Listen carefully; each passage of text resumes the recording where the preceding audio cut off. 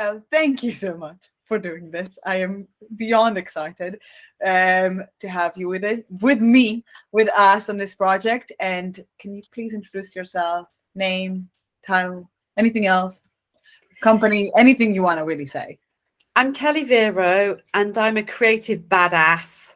I work as a consultant in the games industry, but mostly I'm a metaverse consultant and expert, having worked on millions of projects in the metaverse, from luxury brands to education.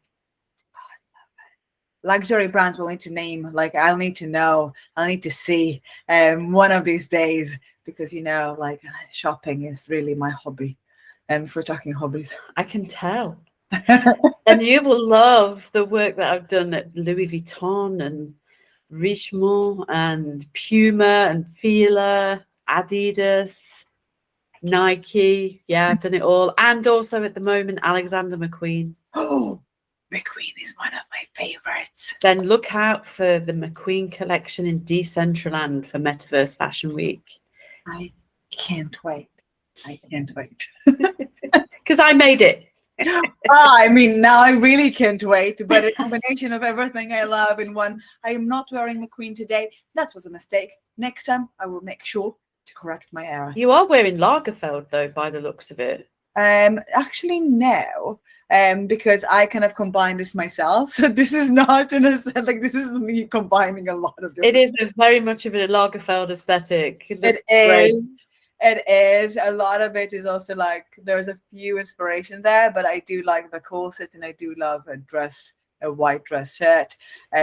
We hadn't noticed, anyone who's watching this at home. If you know Emma, she's a big fan of corsets and very high heels. Very, very high heels. Why play small if you can go really high? Go high or go home. Exactly. Which is, I don't know if it leads us to our first question, but I know what. Segue anyway. When starting with talking about moments in life and kind of like a moment where you felt really supported or lifted by other women in the industry professionally, felt inspired. I think there's been only a couple of examples of this for me in the games industry, which is a shame. But outside of the games industry, it happens quite a lot in places like I'm a member of Women of Wearables, which is a huge organization covering health tech, femtech, every type of women in technology event and activity, really. You can find out more at womenofwearables.com, I think it is. But when I was participating with them on quite a few of their sort of projects that we do collectively, and we do it voluntarily, and we help one another, really, I felt really lifted and empowered by those women, because there are a lot of women that did not come from a tech background, but were very, willing to learn and really determined to succeed. And a lot of them have. There's a couple of companies that I can pinpoint straight away, that are using technology now to help everything from birthing babies to remotely managing breast pumps, which I think is like fantastic, to help women work with their children either in the workplace or giving them some kind of time out, which I think is amazing. So we have to take into account when we talk about women that, we're not just talking about women and the genders that are associated with it and how to lift women generally, but also mums, because mums are also in the workplace. And, if we're not lifting mums, especially, where are they getting supported? Because they're not oftentimes getting supported in the workplace. So it's our job to make sure that we lift them. But in the games industry, especially, I've been really fortunate whenever I've worked with women to be able to lift them and mentor, especially newbies that come into the games team as developers, etc. I think I've put a few posts up on LinkedIn in the past of some of the women that I've mentored that have become, wow, just hyper stars. They're just so mega. Forget about me, I'm chopped liver. They're just doing amazing stuff now. And I've been fortunate to be part of their story because I've always wanted the best for them. So I've supported them from day one. And I guess the biggest one for me was I set up a women's group inside a video games company that I was working with at the time, where we would go to a restaurant every month and we would talk about technology. And we invited other women from different areas in technology outside of the games company to come and talk to us about everything from astrophysics to aeronautical engineering to biochemistry. So all of these, things, I believe, don't just stop with the games industry. They're a kind of domino effect that ripples all the way through every industry that contains women. We're always looking for opportunities to lift each other. That's incredible. And also, like, from knowing you and meeting you, you're such an uplifting person. So I can't say that I'm surprised you have helped lifted a few women, because literally when I see you, I just feel like every time I see you, I It's feel the hair. not it's everything around you. I can't explain it. It's amazing. So I am not surprised, but I am impressed, and I'm really glad to hear. Also the opportunity of bringing women from different places and kind of bringing them together, because I think as women we do have some sort of a shared journey regardless of the industry. There's a definite commonality. Yeah, absolutely. Just of like the obstacles or opportunities or struggles that we face, which are just a bit different because biology and because of other stuff, and that's okay. Different can be equal, just different. Yeah. Amen to that. Mentorship, though, I'm not surprised that mentorship is important to you, but it's kind of like you brought me to the next question, because mentorship is all like the point of the next one, of thinking of what does it mean to you, if there's someone that you can point out was as a mentor to you, or what was the journey of mentoring other women was for you, because that is as valuable. I've been working in the games industry for 30 years, and it's a very lonely place if you're a woman at the beginning of your career in 1992. I mean, you probably weren't even born, Emma, like, let's be honest. Quite a few people who are watching this video were definitely not born, right? So possibly. However, I was. So what can I do? Oh, indeed. Well, you were just a babe in arms, I'm sure. But certainly in 1992, there weren't a lot of us around. And I guess back then, we didn't really actively seek each other out. There are some really fantastic women in the games industry that kind of aren't in the games industry technically anymore because they've retired or they've moved on. I can think of great women in the industry like Kathy Campos when I first joined up, who was doing PR for Fable and mostly for Peter Molyneux's titles as well as for Microsoft. So that's going back quite a while. She's a real dynamo in this space, and I think what we do is we forget really quickly when kind of new people come in, and then around about 2007 onwards, I saw a really big growth spurt in the industry of women coming in.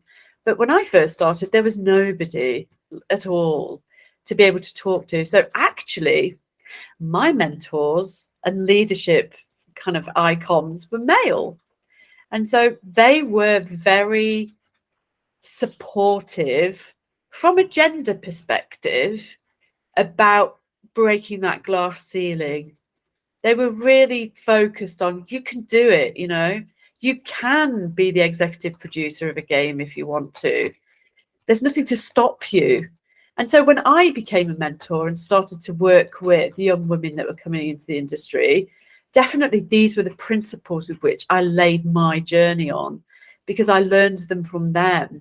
And I really felt that it was important to ensure that I didn't lose that spirit that was passed to me. Because I guess you when you talk about how uplifting I am and whatever, it does come from a place of really being super passionate about every single element of this industry.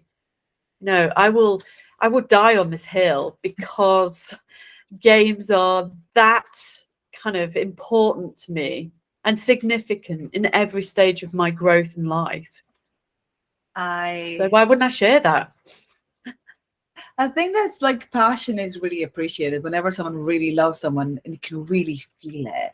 And that's what you really want also in trying to bring you up. It's really great to hear about talking about male mentors and men as mentors and seeing that initial, even I came into the industry later, a bit later than 92. However, even I was a bit lonely back then, as going to gaming conference, like, there was not a lot of other women. Also working in tech and cybersecurity earlier in my career, I was still kind of alone, and a lot of my mentors My were gosh, you still are. Cybersecurity is one of the least like populated by women careers in the whole world. I mean, even now, people on the register, for example, are regularly putting articles in there about where are all the women in cybersecurity. So I completely feel your pain.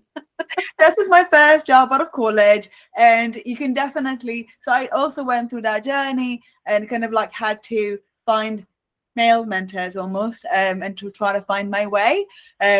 And now I am very passionate about women lifting women, as I do think that it is something that we have a responsibility to do, as not every woman is fortunate enough to try to find the people that will be willing to lift her, when they're, let's say, the other gender, which is somewhat supportive and somewhat not always understand. Yeah, I think it's that's changed over the years. I don't think it's the fact that women are not supporting women. I think it's that men have stopped kind of supporting women, and therefore those mentors, I'm not going to do any like man kicking, because I think that guy mentors, especially in my career, were very, very relevant to who I am today. But I think that those types of guys are not around anymore. I think that, and you know what? That's a good thing, because that shows that there is a parity between gender across gender in the games industry. When you start to see a drop in this type of thing, this type of support coming from an opposite gender to yours or an adjacent gender, you realize that actually they're on a par with you. And so you don't feel like you've got something to reach up for now. It's like you can both travel up in the same direction together. And that's a good sign. Is a good sign. And potentially, I mean, I think that it might be that also, like, we're values in societies and a few other indicators there. However, it's definitely a good sign. We do see more women coming into tech in general, maybe not cybersecurity, even though I can say that we had, I think the CTO of that company was a woman. So you know what? It does happen. Ooh, wow. Congratulations. I mean, well, Israeli women are known for being very, very tough.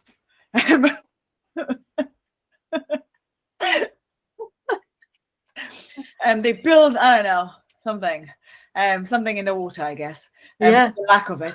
Yeah, I know what you mean, though, because I've been a CTO and I've been an acting C-level sort of member for other game studios as well. It's tough up there. Yeah. You've got to put your kind of big girl pants on. Actually, what a lot of women do in that level is they put their big boy pants on and go into battle, because those battles have got to be carefully picked when you're creating a video game, because the success of a game depends on its users. And we've always got to have somebody that we can throw the poison darts at, right? And it can't be the users. So it has to be the senior management team. So if you're a female member of a senior management team, then yeah, you've got to be made of tough stuff, I think. And if you're a male too, yeah.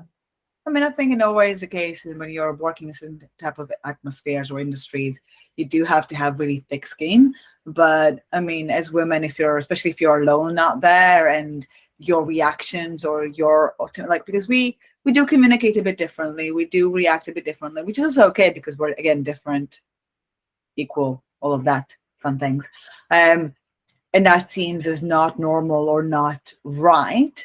I think that's where things can get a bit tough, just because who says what is right? You're just like assuming that the male reaction is the correct one, which is not necessarily the correct one, it's just a different one.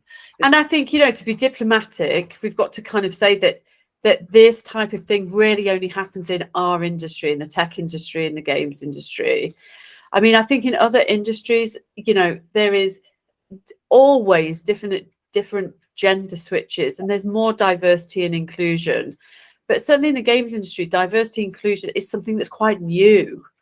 So, you know, when I've spoken to individuals, like you say, that are lonely and struggling and happen to be female or happen to be trans, Yeah. then you know, it is important to be that kind of support network for them, and try to bring people to that place where they feel comfortable and, more importantly, confident, because the confidence affects everything that they do in their job. And games, as we just said, are really important because they're very expensive to make and they depend upon usership. So if we fail that, then everything just collapses in on itself. And you do need diversity to be able to deliver games Absolutely. to your audience, because your audience is diverse. Yeah. And I do know the queer community within gaming is quite limited and quite not necessarily completely found its home, like not completely embraced by the industry. It's a bit of a challenge still. I mean, from what I've seen so far, you can disagree with me at anything. No, I mean, I do agree, actually. I do. I think it's something that we do need to shine a bit more of a light on.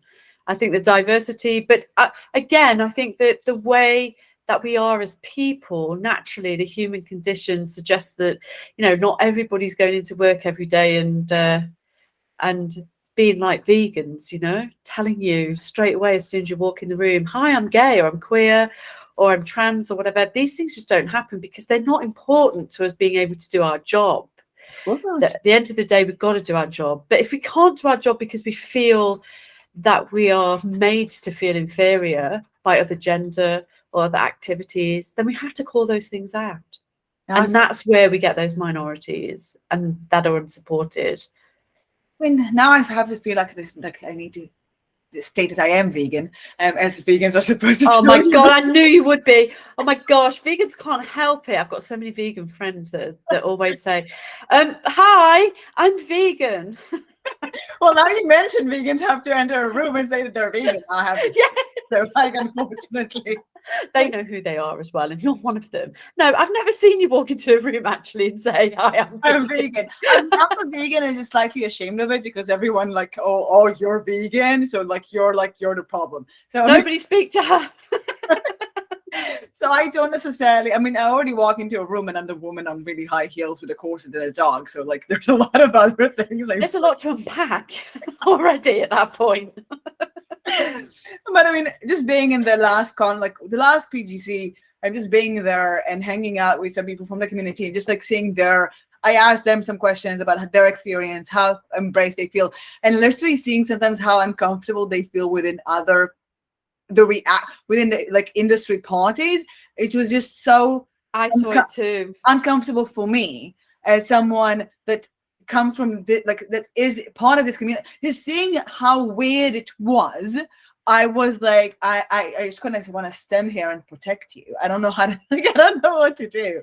That was really painful almost to see. And I want to be able to, you know, say it, don't say it, do whatever, be as extravagant or understated as you want to be. Just be yourself. The color of the lipstick you wear has no impact on your job. That was a line about one of the feedback I got for work, that my color of lipstick was too bright. Oh God, I've had it all, Emma. I've had it all. Your hair color is too much this. Your style is just that. Or we've got too many tattoos. Somebody turned me down for a job because I had too many tattoos. In fact, as a woman, I've got a horrible quick anecdote for you. One of my first jobs, the guy that was interviewing me, that did my final interview, said, we'll conduct the interview with you sitting on my knee, if that's okay. What? It was the 90s, Emma. What? Yeah, that's how men used to talk to ladies in the games industry.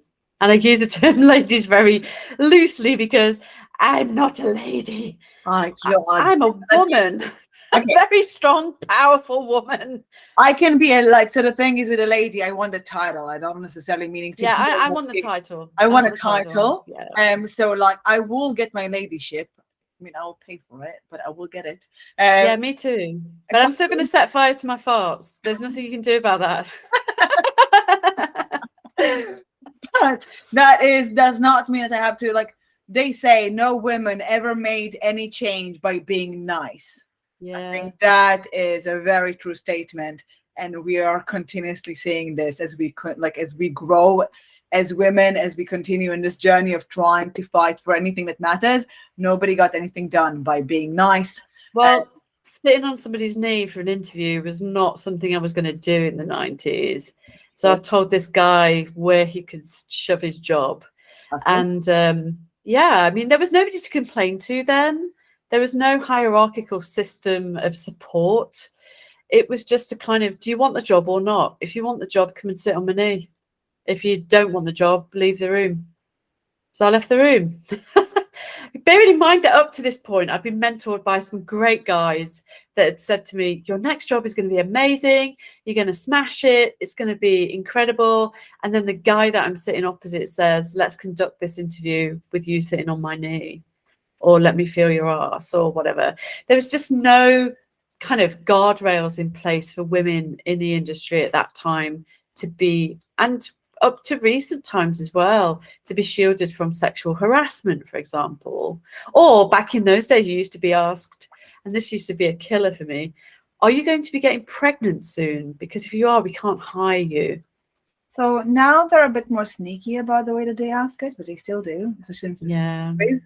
I can tell you that it has, indirectly, I've seen it. I've also, I mean, sexual harassment in the industry unfortunately still happens. Still exists. It really does. It really does. Unfortunately, but we are fighting, and we at least educate the next generation of women to know how to fight and to feel like this is not something they should be ashamed of. Absolutely. I think that's kind of like somewhat, I'm not like, I'm kind of going to back to my questions, some of the segueing, because we're thinking of like, what steps can women in leadership take to make all women, and that really means all women, feel more supported and included, and what have we seen work or fail or anything that in between. And I think part of it is also making women feel like, you know what, you have the right to say no to anything. You have the right to walk away. I mean, your career is not going to die because you said no to not sitting on some guy's knee. I mean, there are many things that I could have done that day. I could have sat on that dude's knee. It was such an amazing game at such an incredible game studio and developer that, you know, I would be a totally different person today. But I believe in my principles, and I knew that this was not the way to get a job. There shouldn't be a casting couch in the bloody games industry. It just shouldn't. And we should know how to take care of the women in our industry. So yes, we have organizations and bodies like Women in Games, but really at a very granular level, we need to make sure that the women that are in our industry are protected. They know how to flag this stuff up. Don't flag this stuff up on Twitter, because what's the point? Kill this thing as it happens at that time. You know, be around people and feel supported enough that you can do that. If you've got to do it on Twitter, your company's really not supporting you through this process at all. And you've got to nip this in the bud. Yeah, I nipped it in the bud by walking away from that job. And I'm glad that I did. But if things had been different and there was a good support system and network inside that particular company, then that guy, the CEO of that company, would be out on his ear for what it is that he did. And to hell with Twitter and the press and whatever, he'd just lose his job and he would go to tribunal. That's the way it goes. This is the way it should go. And I think that as women in leadership, we do have kind of the responsibility. I mean, in the end, the higher up you are, the more responsibility you have towards your team, towards your company, towards supporting women when you first start your career. This is kind of scary. And I was only in my second job. I was 23 years old. It's terrifying. It is terrifying, yeah. I'm 50 now, so I can literally, I see this person, the CEO, all the time when I go to various games events. This person is still working in the industry, and he knows exactly who I am, and he knows the level that I've reached, and it must make him feel very weird because he is the father of 2 daughters. So just let that sink in. Thing that it always should sink in, and unfortunately it doesn't. Okay, I mean this this is what you cut, editor. This all of the background noise. Yeah, all the background noise, all of the amount of notifications that you've suddenly got on your computer. Dear Lord. Now you see, it's because I miss things. I get sink in my, like, lose myself in numbers, and therefore I need everything to tell me, Emma, you have a meeting. Please go.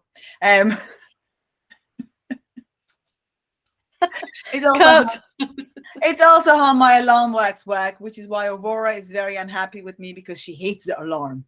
Oh, but the alarm might mean walkies, or the alarm might mean food time. The alarms means get up in the morning, and therefore she does not like it. She likes to sleep until noon. Oh, Aurora, she's such a teenage girl. Forever and ever. Since baby to adult, she's forever this giant floof ball. She really is. She's Floof amazing. baby. Yes.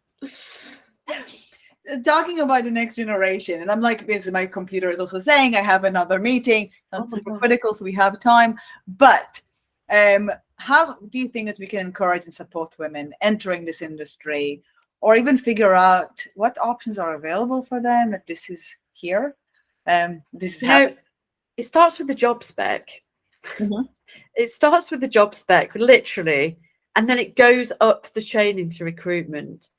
To be honest, yeah, there are a lot of people in recruitment who are either blind or just do not want to participate in safeguarding women going into the games industry.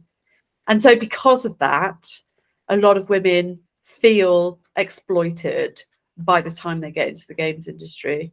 I've just given you one of my stories. But, you know, a lot of hiring managers are guys.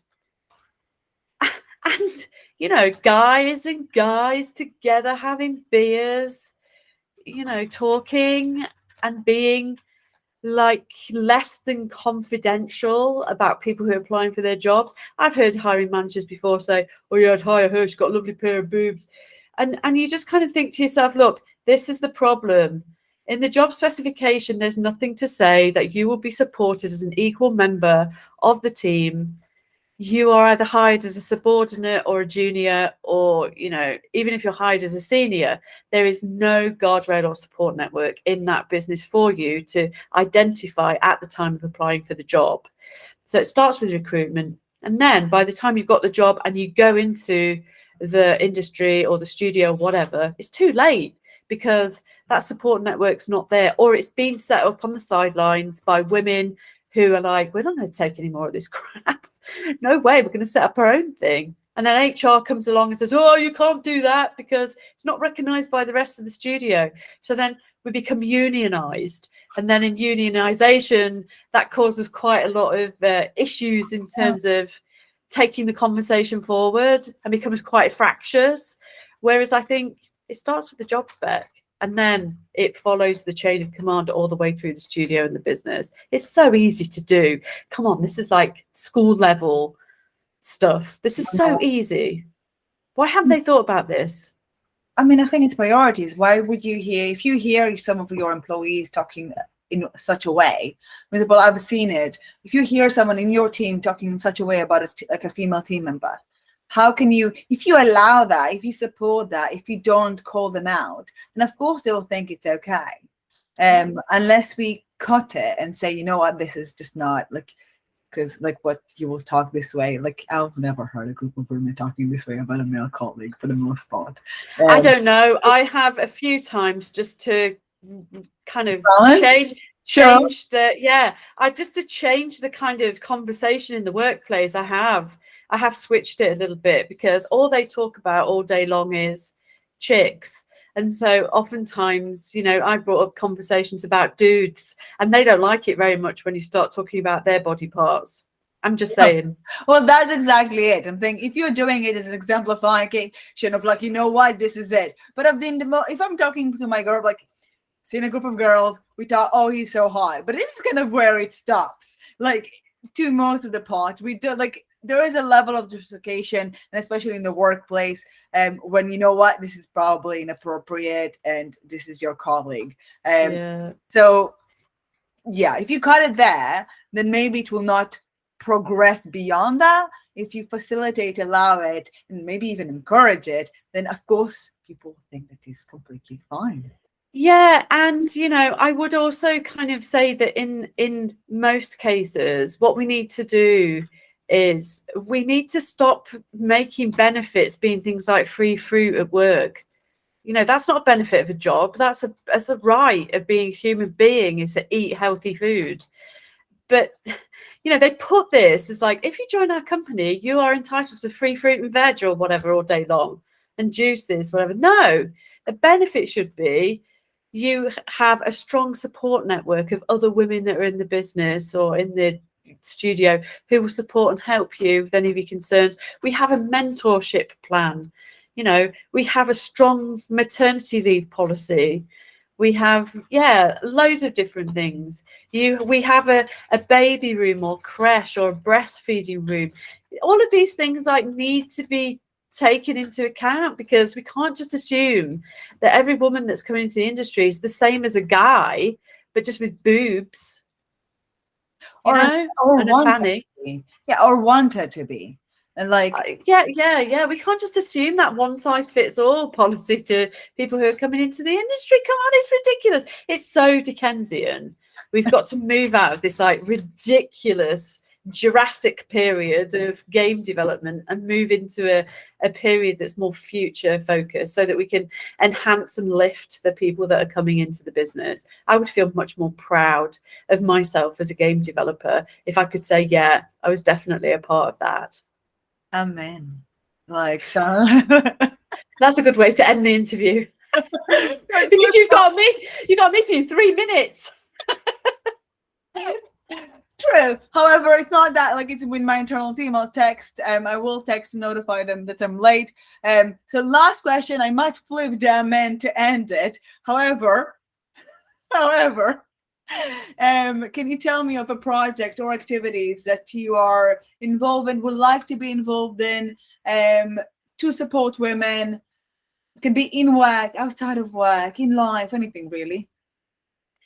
I think what I want to do more of, and because I just came back from India, I think what I want to do more of is mentor and support women in technology through a persistent inclusion focus. So this whole idea that in the West, we've got all of this and all of that. Yeah, it's very, very true. But other countries don't have that. You know, I can think about a variety of countries, either from the Middle East and India or South America, China, where it is a patriarchal system of both learning and working. And so what I would love to be able to see is more inclusive projects that lift women and allow women who are Western women, very confident. I'm totally putting myself on a pedestal here as being that person, to assist and support and develop the future of technology across the board globally on an inclusive level, and not just focusing, you know, on raising the West to be the powerhouse of technology. Folks, we already are. What more can we do? We're already amazing. Why don't we use what it is that we've learned over the last few years and share it with the rest of the world, and lift the rest of the world out of poverty and lift them out of a lack of diversity, inclusion and accessibility? With, of course, understanding. So I completely agree, and I would love to see that. Of course, I know China a lot more. Respecting the culture, respecting the ethnicity, respecting the local expectations, and like not trying to impose necessarily our values on them, but still bring something, and we're all bringing together. Yeah, a lot from the East. So I'm a great consumer. I don't believe in just one way consumption of culture. I mean, you as well, because we consume a lot of like. Yes, we do. So we consume a lot of like it really goes both ways. And I think learning from different countries gave me a lot. And I think there's a lot of what you said here that we can bring back. And of course, I don't know, I'm kind of Middle East, West, somewhere in between these. So I guess I am a product of that kind of getting things from multiple places and seeing where you land in the end of it. I would love to see more of that. But we shouldn't just see where we want to land. We should focus on what our destiny is and go towards that path. I mean, I think, you know, you're such a role model in this space because your backstory is incredible anyway. And then you've come to this place where you say, it's accidental that blah, blah, blah. It's not accidental. You have to acknowledge and accept the fact that you are the architect of your destiny and that you know exactly where it is that you want to be, and you have the confidence and strength from your backstory and history and heritage to be able to bring you to the successful point that you are now. We need to make sure that we put that DNA seed into every woman around the world that wants to do well. It's not about culture. It's not about changing the way that we do stuff. It's about really lifting each other and helping people to architect their own destiny the way that you have with yours. Agreed completely, and giving them the security, the confidence and support too. Absolutely. Like we're braver together, at least when we see someone succeeding, and like it just gives us a bit more confidence. Yeah. I mean, I think women are the only women that I've worked with that, you know, women in technology just do not get jealous of one another's achievements. But I see all the time in men, they're like, oh, that guy's doing this and he's doing that and he's better at this. And women are in charge of their destiny. They know what it is that they want to do. It's just that we, as a collective system, don't always give them the opportunities to get to those places, and we should. That is how we end. Like, cut.